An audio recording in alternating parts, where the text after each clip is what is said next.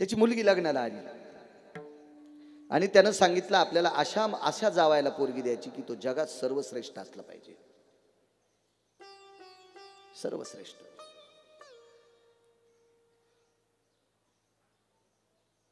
रस्त्यानं शोध घेत घेत घेत चालला होता. त्याचा मित्र सोबत होता. उन्हाळ्याचे दिवस होते. कडकड कडकड कडकड कडकड कडकड तापलेलं ऊन होतं आणि त्याला घाम सुटला होता. मित्राला म्हणला, का रे आता ह्या आजच्या उन्हात विश्वातला कोणी श्रीमंत उभा राहिला तर त्याला घाम येणार का? हो म्हणे, सूर्य भेट नाही कोणाला. 500 एकरवाला उभा राहू, मंत्री उभा राहू, आमदार राहू, खासदार राहू, जिल्हा परिषद, पंचायत समिती, सरपंच, सोसायटीचा मेंबर, उपसरपंच, कोणी राहू त्याला घाम येणारच. मग ते म्हणले सगळ्याचा घाम काढतो, ज्याच्यात ताकद आहे त्याला सूर्य म्हणतात. आपल्याला त्याला पोरगी द्यायची. घेतलं बोलून. येत असतो दृष्टांतातला खाली. घेतलं बोलून आणि म्हणले, काय जावई आम्हाला, आमची मुलगी सुंदर आहे, तुम्ही काय वरदक्षिणा मागताल ती देऊन टाकतो, पण आमच्या मुलीशी लग्न. ते म्हणले, का बाबा तुम्हाला काय तुमच्या इकडे मुलं वगैरे नाही? नाही म्हणे, तुम्ही फार मोठे आहात, काय तुमचा प्रकाश आहे सगळ्याला. ते म्हणले, एक काम करा, माझा प्रकाश आहे पण घाम काढणाराचे, माझ्यापेक्षा शीतल प्रकाश चंद्राचा आहे, सगळ्यासाठी लाभदायक आहे. लगेच दुसऱ्या दिवशी पौर्णिमा, काय चांदणं टिपूर पडलं. ते सूर्याचा प्रकाश सगळ्याचा घाम काढतो. वरुताम काया स्वेदाती जायते, सगळ्या शरीराला घाम काढतो. कशाला त्याला पोरगी द्यायची? बघा चंद्राचा प्रकाश काय शीतल प्रकाश आहे तुम्हाला. चंद्र म्हणला, सगळं खरंय बाबा, पण ढग तोंडावर आला की सगळा अंधारच. ढग तोंडावर आला की. ते म्हणले, एवढा मोठा शीतल प्रकाश देणारा चंद्र, याला जर ढग झाकीत असेल तर याच्यापेक्षा ढग मोठा आहे. आपण ढगाला मुलगी द्यावी. घेतलं त्याला बोलून, शेवायचा भात केला, गावरान तूप वगैरे काय असेल ते खाऊ घातलं. म्हणजे तुम्हाला पोरगी द्यायची. कशामुळं? अहो तुम्ही सूर्य पण झाकतात, त्याला आपण शिराळ पडलं म्हणतो. मग सूर्याच्या तोंडावर ढग गेल्यावर झाकतं का नाही सूर्य? चंद्र झाकतो का नाही? ह्या दोन्ही बेट्याला निशापती आणि दिनपती दोघायला झाकता तुम्ही. तुम्ही किती मोठे आहात? ढग म्हणलाय तुमच्या मनाचा मोठेपणा आहे. मी मनान झाकीत नाही, मला वार ढकलीत आहे. याला द्यायची नाही म्हणले, वाऱ्याला पोरगी द्यायची. वाऱ्याला बोलून घेतलं. काय म्हणे तुम्ही आमक्या आमक्या घरावरची पत्र उडीले, आमकं झाड पाडलं, ते आमक्याची वळई सुडी गेली, गंजी गेली, काय काय उडीता, मंडप उडीता. वार म्हणलं, सगळं उडीतो पण दगड नाहीत उडत गडे. आणि ते म्हणलं, दगड तर मीच फोडितो ना. आणि मग तू ह्याच कुळात दिन सुमळ्या, कशाला येणार याला इकडे तिकडे फोकट चाफायला? चाफ्या म्हणून कुळ पाहून कन्या.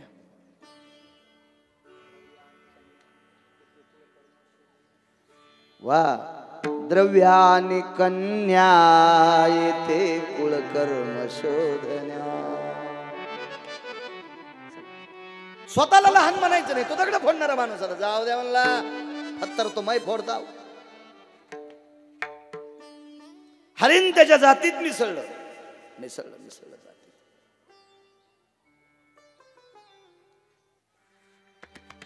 राजा भरताला चिंता पडली, वाघाने धरला असेल का? तै केशरियायाननेषु व्याघ्रायाम पदा जायते, बिडालकेषु घ्रासायाम यत्प्रशिका सर्पदंशानायाम मम यं पाडसाय स्थितो चित्ते चित्ते चित्ते विरहाति जायते. काय गोड वाक्य केलंय. केशरीनं खाल्ला असेल का सिंहाने? वाघाचा पद म्हणजे पंजा लागला असेल का? बिडालक म्हणजे लांडग्याचा घात झाला असेल का? सर्प इंचू चावला असेल का? हरिण हरिण हरिण हरिण हरिण करत म्हणे राजाने देह सोडला. जन्म घेणे लागे वासनेच्या संगे, वासना वढाळ गाय गड्यानो, वासना वढाळ गाय, वासना वढाळ गाय गड्यानो, वासना वढाळ गाय. एखादा पशु असा असतो त्याला लोहन न घाला तरी उडी हानी नसते. काही जनावराच्या मनात आलं सर्वा बांधा, कोणी सर्वा कोणी कळवा, ते पाय बांधण्याची पद्धत आहे, तरी उडी हाणते. हो पाहिले.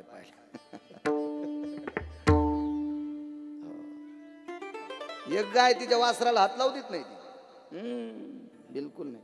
वैरण घेऊन गेल्यावर मुकाड्या खाती, पण जवळ गेल्यावर धडी किती. स्वभाव गुण आहे तिचा, स्वभाव गुण.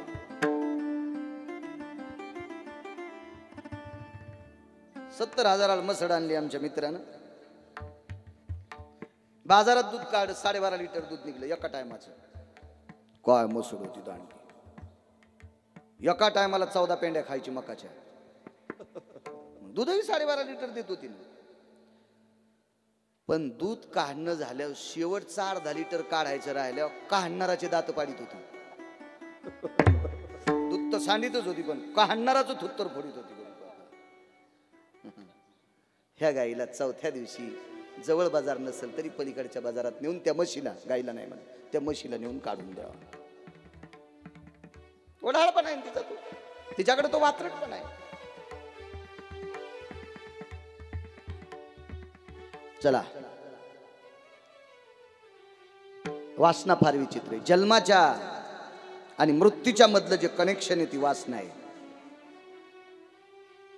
आपण जी शिल्लक ठेवता का ती आपल्याला त्याला कारणीभूत ठरते. एकाचा धंदा होता चामड्याचा. टाइम किती झाला बापू? बर,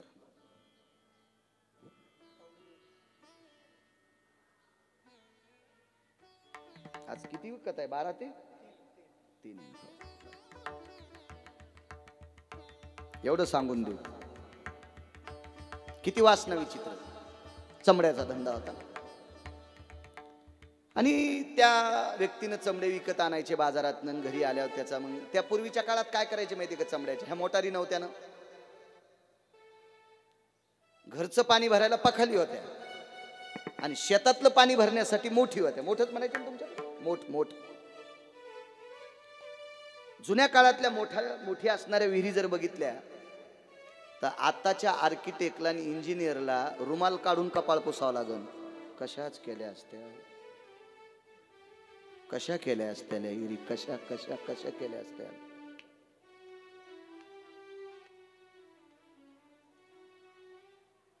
दगडाला छिद्र. एका वेळेला 2 मोठी चालायच्या विहिरी, 2 भरे. माणसाच्या हाताने 7-7 हाताची दगड, उभे 4. आणि बैलाला पाणी प्यायसाठी काय करायचे? इकून काळी माती लावायचे, दोन्ही थारोळे भरलेले. या बैलन पाणी पित राहा. त्याला समोर एक कणा, कण्याच्या वरी बगाड, बगाडाला एक चाक, चाकाच्या वरी नाडा. कण्यावर जी दोरी असते त्याला सौंदड म्हणतात.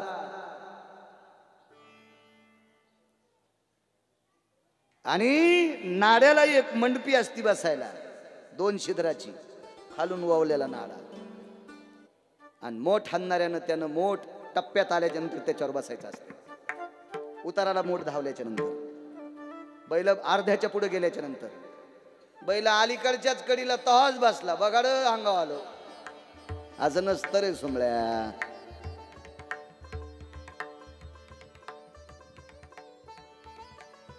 याच्यावर एक दुसरी एक गोष्ट सांगतो. ज्याला मागचं आणि पुढचं ध्यानात आहे का त्याला या संस्कृतीत जगण्याचा अधिकार आहे.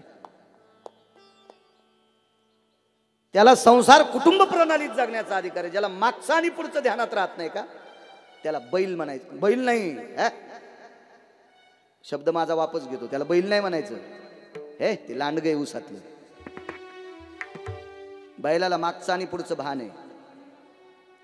मोड ज्या वेळेला पाणी भरायला विहिरीत जाते त्यावेळेला बैल आखडावं लागते. तर बैल किती आखडतो माहितीये का? शेवटचे पावलं जिथं आले तिथंच बैल आखडवतो. त्याला माहिती आहे याच्यापेक्षा जास्त मागं गेलं की बगाडन आपण विहिरीत जाऊ शकतो. ओढू द्या ना येडपटानं, येत नाहीत बैल माग, उरफाटून घेते, येणारच नाही. कोण? शहाणा बैल. आणि बैल मागचं लक्षात ठेवते. जोशी काका पुढचं किती लक्षात ठेवते सांगू तुम्हाला. किती बी नालायकानं त्याला चाबूक हाणू द्या, आसूड हाणू द्या, छकारी हाणू द्या, तरी बैल शेवटच्या पावलाच्या पुढे जाणार नाही. त्याला माहिती आहे मोठन बगाड इकडे पाडणार. शहाण्या बैलाला नुसतं चल म्हणलं की तिथे जाऊन बैल उभा राहणार. सर म्हणल्याबरोबर तिथे येणार. मागचं आणि पुढचं ध्यानात आहे. म्हणून पाणी बी वर येत आहे आणि पाणी आणायलाही मोठ खाली जाते. हे ज्याला मागचं आणि पुढचं ध्यानात राहते का त्यानं सांगावं मी माणूस आहे. ज्याला मागचं पुढचं ध्यान नाही का, मागची गरिबी असेल, आता श्रीमंती आली असेल तरी मागचं ध्यानात ठेव. आणि मागची श्रीमंती असेल, आता गरिबी जरी आली असेल तर मागचं ध्यानात ठेव. या दोन गोष्टी ठेवून जो जगतो का त्यानं स्वतःला म्हणायचं मी माणूस आहे. गरिबी आल्यावर लाच सोडतो का तो पांचट आहे. आणि श्रीमंती आल्यावर मस्ताडतो का तो पण पांचट आहे. म्हणून गरिबी आल्यावर लाजू नये आणि श्रीमंती आल्यावर माजू नये. तुम्ही पुन्हा म्हणता लाच सोडी. लाच सोडणं म्हणजे लाचारपणा. लाजू नये याचा अर्थ आपली परिस्थिती नाजूक आहे, आता आपण काम करायला पाहिजे, याला म्हणतात लाजू नये. नाहीतर मग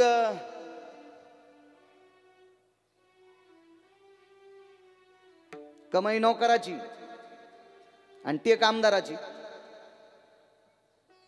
नोकरा इतके पैसे कमवायचे ते कामदारा इतकी केल्यावर मेळ बसत असतो का. हे मागचे पुढचे सूत्र ज्याच्या ध्यानात येतो संसारात जगण्याच्या लायकीचा आहे. ही वासना फार विचित्र आहे. सूत्र हीच करून टाकती ना. मोठी करायचा धंदा होता.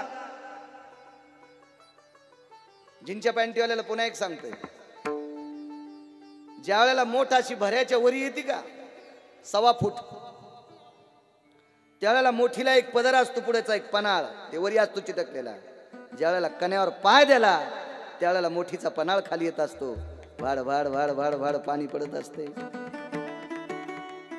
ते जर चुकीच्या वेळेला पाय द्याला तर बैलाची बेजारी केलीस रे. तो बैला हाणणाऱ्या बैलानं बैलाची बेजारी केली.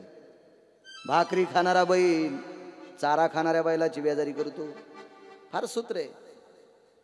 शेती म्हणजे गाफील माणसाचं काम आहे का. शेतीसाठी सुद्धा डोकं लागतंय.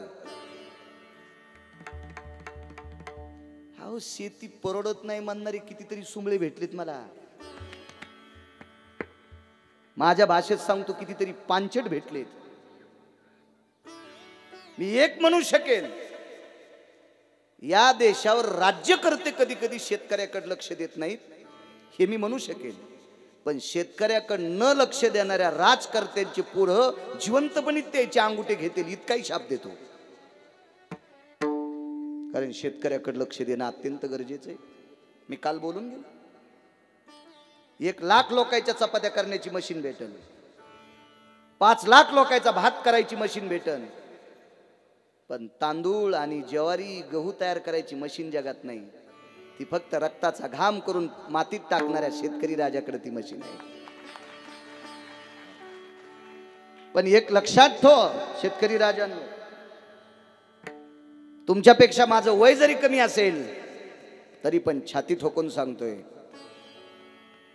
आजही मोठ्या शहरात राहणाऱ्या लोकांना नवरात्रीतला घट मांडण्यासाठी माती विकत घ्यावी लागते. तेव्हा शेती परवडत नाही म्हणणारी माणसं मला जगात खूप सापडतील. मला शेती घेऊन दाखव रे. तू स्वतःच्या कमाईवर मला शेती घेऊन दाखव असं माझ्या मित्रांना म्हणत असतो मी. परवडत नाही असं म्हणू नकोस, शेती घेऊन दाखव. पायाला स्पर्श करून तुमच्या एक विनंती करतो, शेतकऱ्याच्या सांगायला तुमच्या पायाला हात लावून एक विनंती करतो. शासकीय धोरणामुळे शेतीमध्ये कमी अधिक मालाला भाव येत असेल, याच्यामुळे आपल्याला अडचण येत असतील, त्याबद्दल मी सहमत आहे. मी ते दुःखही मान्य करतो, कारण मी सुद्धा शेतकरी आहे. पण ही थोडीफार कळ सहन करा आणि आपली शेती सांभाळा. या देशातला तो राजा असेल ज्याच्या नावानं सातबारा असेल. या देशातला तो राजा असेल ज्याच्या नावानं सातबारा असेल. तुम्ही इतकं सोपं समजू नका. दर 35 वर्षाला काळ बदलत असतो. काळ इतक्या विस्तृत मार्गाने धावायला लागलाय आणि पांढरे कपडे घालणाऱ्याला अजून त्या काळाचं ध्यान नाही. 10-5 कोटी रुपये घरात असले म्हणजे बंडल खाता येत असतात का? स्वतःच्या कष्टाने कमवलेली 2-4 पोतडे ज्वारी ज्याच्या घरात आहे त्या माणसाला 70 वर्षापूर्वी किंमत होती. 4 पोते घरात ज्वारी, 70 वर्षापूर्वी किंमत होती त्या माणसाला. शेतीवर प्रेम करा. मी नेहमी सांगत असतो, एक संतांचं मंदिर आहे, एक देवाचं मंदिर आहे. ह्या 2 मंदिरा इतकं पवित्र विद्येचं मंदिर आहे. शाळा सुद्धा तितकीच पवित्र आहे. आणि या 3ही मंदिरापेक्षा श्रेष्ठ काळी माती आहे. या 3ही मंदिरापेक्षा श्रेष्ठ काळी माती आहे. तुम्हाला एक माहित आहे का? या विश्वातला 6 प्रकारचा दोष पाण्यानं आंघोळ केल्यावर जात नाही, मातीला स्पर्श केला जातोय. वेळ नाही फक्त सांगायला, पुन्हा कधी योगालाच सांगेल.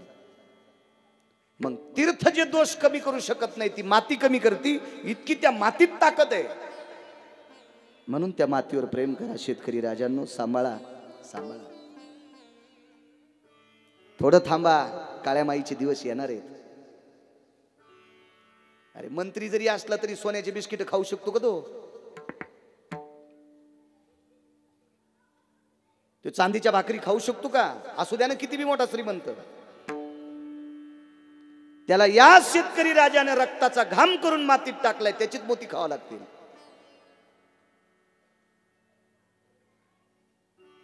काळ येणारे, थोडस थांबा. आणि हे जरा जुरा पैशावाले सकाळी रोड जाम करायले. मी मॉर्निंग वॉकला जातो, बोंबल शेतीत जाय ना. कापणं 2 पेंड्या मकाच्या, अन्न गाईला, तो सगळं ब्लड सर्क्युलेशन होतंय. हा खोबडावानी ईद भर पॅन्ट घालीतून रोड जाम करतो. त्या बापान टॅक्स भरला का सोमळ्या? आणि मी मॉर्निंग वॉकला जातो. जाय ना चप्पल काढून काळ्या मातीत चर ना, सगळं ब्लड सर्क्युलेशन होतंय. चालला तिकडे इकून हवा काढायला आणि तिकून तोत्तर दाबायला, माकडाची चाळी करतो. लोकांचे व्यायाम करायचा तर गच्चीवर करणं. ह्या सुद्धा सासूचं लुगडं धुणार नाहीत, सासऱ्याचं धोत्र धुणार नाहीत आणि निघली सकाळी व्यायामाला. अरे धुईनं सासूचं लुगडं कच कच सगळं मोकळं होतं तुझ्या हातातलं कॅल्शियम. तिथं तुला धनुर्वात झाला, तिथं तुला पॅरेलिस आला, इकडे रोड जाम करायला चालली होय तू. यम इतका हानीन त्याला कळणार नाही कुठं कुठं हाणावं. ते येशीत बसलेला माईकवर सांगतो असं करा, तुला बी हाणायला पाहिजे म्हणायचं. शेतकरी माणसं आहेत आपण, खेड्यापाड्यातली माणसं आहेत आपण. आपलं जीवन जगा. काय भंगिऱ्याच्या नादी लागता?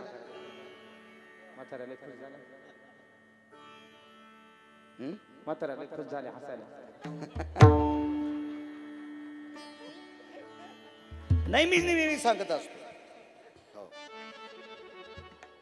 एक जण बाई आली ना आमच्या घरच्याच्या कानात औषध टाकलं. घरचे म्हणजे माझी बायको.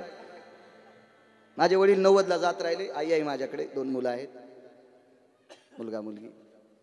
बाई तुम्ही महाराजांसोबत कधी कीर्तनाला जातात का? या शेजारनी विस्तू टाकला कानात. म्हणलं काय 7-8 दिवसापासून सारखी येते, काय म्हणते तुझ्याकडे, काय हिचं काही देणं घेणं का? काही नाही बाई, त्या सारखं म्हणतात बाई तुम्हाला महाराज नेतत नाहीत का कीर्तनाला? मी म्हणलं वेडे, माझे धोत्र पांढरे शुपीत दिसावा,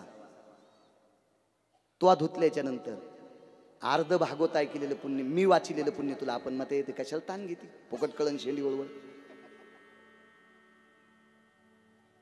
पुन्हा नाही अपेक्षा केली माझ्या मंडळी.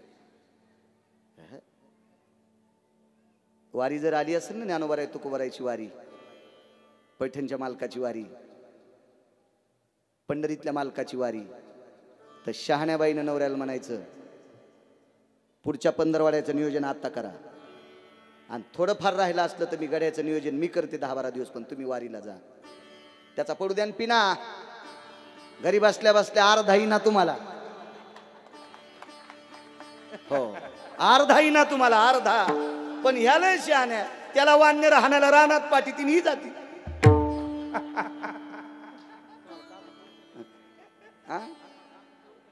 हो. नाही नाही, तुम्हाला लयच कापूस असता येतो. तू लुगडं दिन्नी असेल त्याला, म्हणजे त्याला जास्त मजा येईल. त्याच लुगड्याची ओटी करून येसन. मला नाही वाटत. चुका करणारी माणसं भागवतात बसायच्या लायकीची नाहीतच. अहो, सासू सासऱ्याची संपत्ती घेऊन त्याची तुम्ही बेइज्जती करता. कोण्या नरकात टाकावे देवाला कळणार नाही. आपल्या घरातल्या लोकांना देव मानायचे.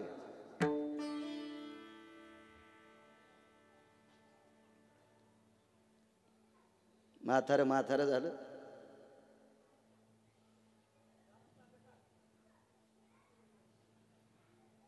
थकलं म्हातारं.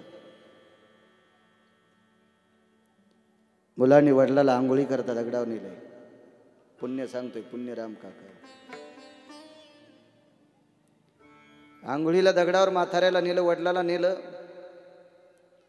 पण एका हाताने वडिलाला धरलं, एका हाताने पाण्याचा तांब्या घेतलाय.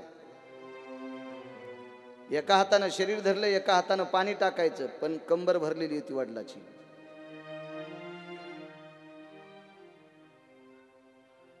करावं काय?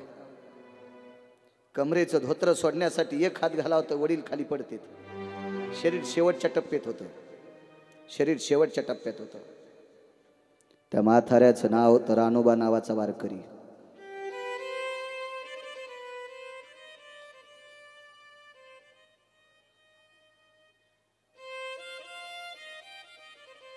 सुनबाईनं पाहिलं, मामांजीला स्नान घालायचे, मामांजींची कंबर धुवायची. मालकाला एकट्याला जमत नाही. मर्यादा होत्या हो. सून जर सरळ समोरून आली असती, सासऱ्याची कमरेचं धोतर सोडलं असतं तर सोडू दिलं असतं का? लेकीला सोडू दिलं असतं, बायकोला सोडू दिलं असतं, माईला सोडू दिलं असतं. सुनाला कमरेचं धोतर कसं सोडू देईन सासरा? काही मर्यादा आहे की नाही?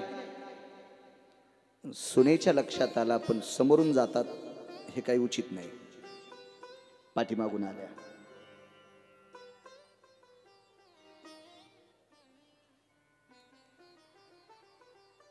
अहो, लोकायला गदगद होईल असं बोललो हो. 12 वर्ष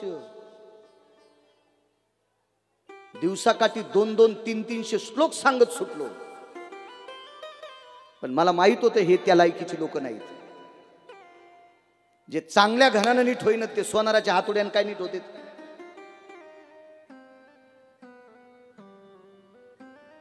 पाठीमागून आली आणि पाठीमागून आल्याच्या नंतर बांगड्या अशा मागे दाबल्या. तिला होत्या काय बांगड्या, तिला होत्या, ती घालीत होती बांगड्या. तिने अशा पाठीमागे दाबल्या. आणि नवऱ्याला सांकेतिक शब्दात सांगितलं, असंच मामांजींचं शरीर धरा, असंच एका हातानं पाणी टाका. मी धोत्र सोडते आणि कंबर धुते. पाठीमागून नवऱ्याच्या डोळ्यातलं पाणी बापाच्या पाठीवर पडलं. स्वतःच्या पदराने नवऱ्याचे डोळे पुसले. मालक, काळजी करू नका, मी धुते. धोत्राचा गुडा सोडला, सासऱ्याची कंबर धुतली.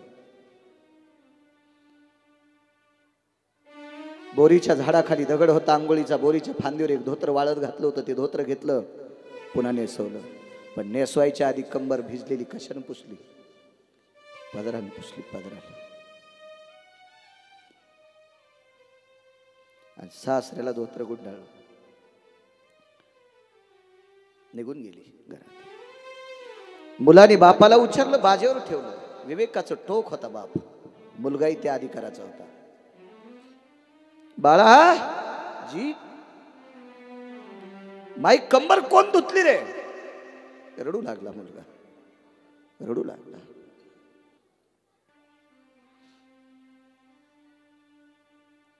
बापानं सांगितलं, बाळा एक बोलू तुला, आपली परिस्थिती नाजूक असल्यामुळं गरीबाचं घाण काम करायला कोणी येत नसतंय. दुर्बळाचे कोण ऐके घालून या मन, गरीबाचं कोण ऐकत असतंय.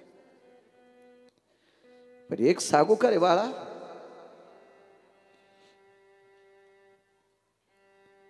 माझी कंबर एका बाईनं धुतली. मुलानं विचारलं, बाबा तुम्ही इतक्या टोकाला गेलेत, आता तुमचं शरीर थकलंय, तुम्हाला कळालं कसं काय? अरे जीवनभर पंढरपुरातल्या मालकाचं भजन केल्यामुळं इंद्रिय जरी शिथिल झाले असतील, हातपाय, पण मन अजून तल्लख आहे रे. माझे कान गोड आहेत, मला बांगड्याचा आवाज आलता. आणि बांगड्याचा आवाज आला त्या अर्थी कोणीतरी स्त्रीने, एका महिलेनं माझी कंबर धुतली. एक बोलू बाळा तुला, पुरुषाची कंबर 3 महिलेने धुवावी. पतीची कंबर बाईनं बायकोनं धुण्यासाठी लाजू नये.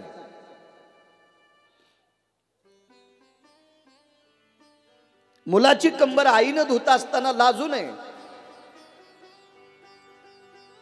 आणि जन्मदात्या बापावर जर वेळ आली असेल तर मुलीनं बापाची कंबर धुवायला लाजू नये. तो बाप आहे, देवापेक्षा मोठा, लाजू नये त्याला. पण बाळा, माझी आई मृत्यू पावली, माझी पत्नी तुझी आई सुद्धा मृत्यू पावली. मुलगी बुलढाणा जिल्ह्यात आहे रे, इतक्या दुरून मुलगी कशी येईल? कोण धुतली? बाबा, तुमच्या सुनबाईनं कंबर धुतली.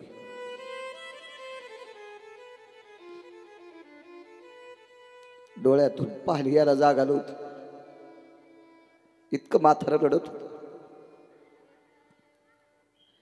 डोळे पुसली आली. बोलायला सांगितलं, बाळा सुनबाईला बोलवतो. आवाज दिला, सोयरा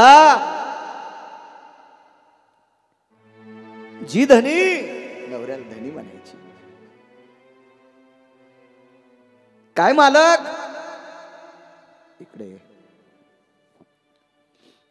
बाजेवर बसलेलं म्हातारं होतं, धरून बशील तर मुलानं. सुनबाई जी, बसा बाजेवर. नको मामांजी. आता सुनबाई शब्द नाही पडला तोंडातून, माय शब्द पडला. माय, माय शब्द ऐकल्याबरोबरच अंतःकरण दरवलं. सासऱ्याचं दर्शन घेतलं आणि पायथ्याला बाजार ती सुनबाई बसली. बाई, सासऱ्याची कंबर धुताना तुला मळमळ, चिळस, लाज, भय, शंका हे काही आलं नाही? नाही मामांजी. कसं शक्य आहे? निसर्गात काही सूत्र आहेत, निसर्गात काही नियम आहेत. सासऱ्याच्या पुढून जाताना पदर जर खाली लोंबकाळला तरी लाज वाटत असते. तू सासऱ्याची कंबर स्वतः धुतलीस, माझं धोत्र तू स्वतः सोडस, माझ्या कमरेचं पाणी तू स्वतःच्या पदराने पुसलस. जी मामांजी, मला सांग, माय, माय शब्द वापरला, हे कसं शक्य आहे? मामांजी, तुमच्याच वयाचे माझे वडील होते, तुमच्याच वयाचे माझे वडील होते मामांजी. माझे वडील काळाच्या पडद्याच्या आड गेले मामांजी. तुमच्यासारख्या पवित्र वेदीला लागलेलं आध्यात्मिक रत्न तुमचे सुपुत्र या कपाळाचे मालक झाले. एवढा सात्विक, सदाचारी, पुण्यशील पती ज्या सत्पुरुषापासून भेटतोय, त्या सत्पुरुषावर काही संकट आलं, शरीराने देहधर्म सोडला मामांजी तुमच्या. म्हणून बाबाजी, तुमच्या वयाचे माझे वडील काळाच्या पडद्याआड गेले. माझ्या पतीला तुमचं शरीर एकट्याला धुणं शक्य नव्हतं, म्हणून तुमची कंबर धुईपर्यंत मी तुम्हाला सासरा नाही म्हटले, तुम्हाला बाप समजिल, बाप बाप समजिल, बाप. मंत्रपुष्प देवासी.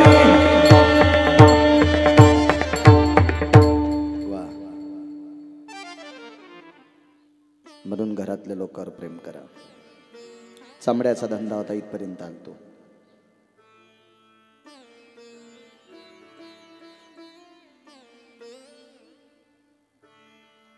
व्यवसाय चमड्याचा होता. दारातल्या लाकडावर तो चमडा वाळू घातला. वासनेचा विषय, वासनेचा. उद्या आपल्या देवाचा जन्म होणार आहे. मी मधले चरित्र बऱ्यापैकी असे थोडेसे वेगात पुढे सांगणार आहे. तुम्ही रोजही अशी इतकी अपेक्षा करताल तर शक्य होऊ शकत नाही. 7 दिवसात काय सांगणार आहे आपण, किती सांगणार. माझ्याकडून काही ऐकलं, पुढच्या वर्षी दुसऱ्या भागवतकाराकडून अजून वेगळं ऐका, त्याच्या पर्वाला दुसऱ्या भागवतकाराकडून अजून काही ऐका. सगळं एकाकडून काय अपेक्षा करता. मी काय पुरणार आहे. माझी विद्वत्ता तरी काय, माझी लायकी तरी काय, माझा अधिकार तरी काय. मी सामान्य व्यक्ती, एक लहानशा चिमणीच्या चोंचीनं काही एखादा हौद उपसत नसतो. माझ्याकडे आहे किती की एक डब्बीभर छोटंसं ज्ञान, ते तुमच्या पुढे वाटण्याचा, मांडण्याचा प्रयत्न करायला. ती मालकाची कृपा आहे, पंढरपुरातल्या बासरच्या मालकिनीची कृपा आहे, सरस्वती मातेची. म्हणून तुमच्यासारख्या शून्य लोकांपुढे बोलण्याचा योग मला आलाय. नाही तर माझी काय लायकी, मी सामान्य व्यक्ती आहे. वासना विचित्र असते.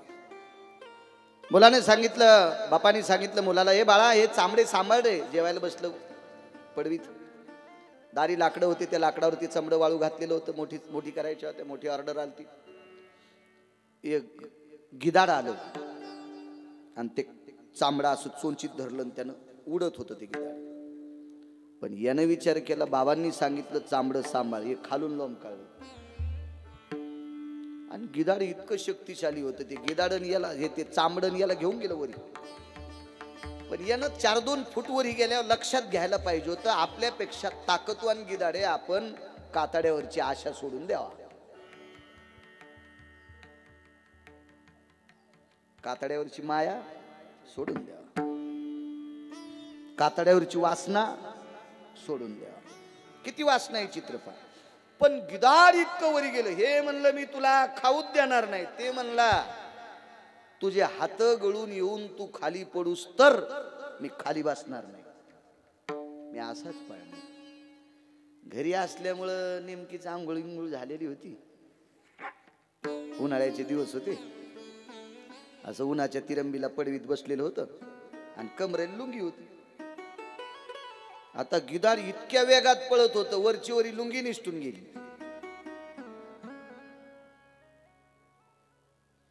काय करावं. एक दिवस गेला, एक रात्र गेली. एका राजाला एक मुलगी होती, एकटीच मुलगी राजाला. राजानं बऱ्यापैकी दूध पाठील ते सोयरिकी करता. पण तिनं वडिलांना सांगितलं, बाबा मी खालच्या कोण्याही मुलासोबत लग्न करणार नाही. मला स्वर्गातून देवानं नवरदेव पाठीला तरच त्याच्या सोबत लग्न करीन. आणि त्या राजाचा नियम होता, चौकात रोज 1 तासभर 100-200 माणसं बसायची, जावायची वाट पाहत. आज तरी आपल्याला देव जावाई पाठील, आज तरी देव आपल्याला जावाई पाठील. शेवटी दुसऱ्या दिवशी याच्या लक्षात आलं, हाता गळून येत आहेत. आता मी थकलेला आहे. एखाद्या जंगलात जर पडलो तर मरणार, कोल्हे कुत्रे मला खाणार. याच्यापेक्षा ह्या गावात उडी हाणावा, इथंही मरणार, पण माणसं आपला अंत्यविधी करणार. वाचली या हिशोबाने उडी नाही आणली गुरुजी त्यांनी. तेवढ्या अवकाशामध्ये घारुड त्या नगरीहून जात होतं ते गिधाड. खालच्याने एकानं पाहिलं, अरे देवाने जावाई पाठीला बरं का.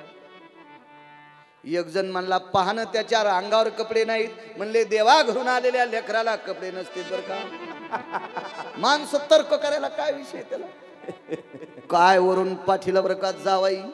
आणि यानं विचार केला, आता आपल्याला मरायचे, माणसात मरावा म्हणजे आपला अंत्यविधी करते. उडी टाकल्याबरोबर खालून चादर धरली. लगेच जावाई गुंडाळला, लगेच चांगलं स्नान घातलं, लगेच कपडे घातले. हरिद्रादी चूर्णाय जायते वराय सर्वस्थितायाम सभार्या स्थितं राजकन्या नूतनः सर्वस्थितो यत्मङ्गलाः पूर्ण पूर्ण पूर्णो भयजायते लगे तदेव लग्नं सुदिनं तदेव ताराबलं चंद्रबलं तदेव। आमचे देवा तिथेच होते, लगेच लग्न।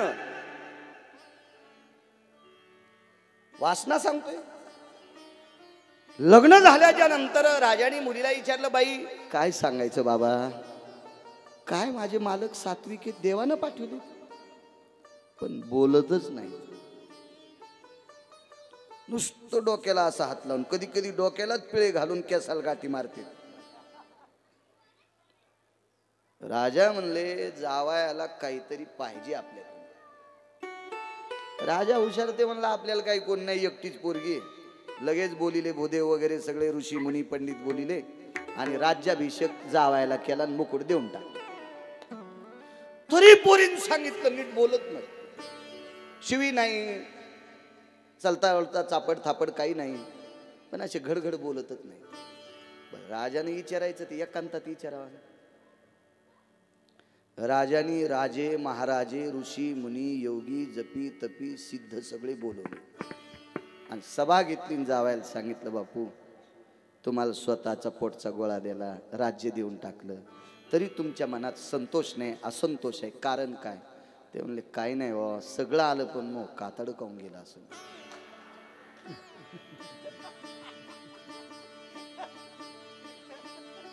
अहो राज्य भेटले, राजाची पोरगी भेटली, तरी वासना कशावर होती? चमड्यावरच होती का नाही? म्हणजे असली हलकट वासना आपल्याकडे असल्याच्या नंतर काय आपल्याला सात्विकता प्राप्त होणार याचा विचार करा ना। जड भरत राजा हरणी गर्भात इति श्रीमन महाभागवते पुराणे भरतास्ति स्थित कथा प्रसंगो अध्याय हरये नमः हरये नमः हरये नमः। फक्त ज्याला गरज आहे त्याला फक्त 5 मिनिटाची इंटरव्ह्यू, 6व्या मिनिटात मी सुरू करणार। ज्याला गरज आहे त्याने उठा।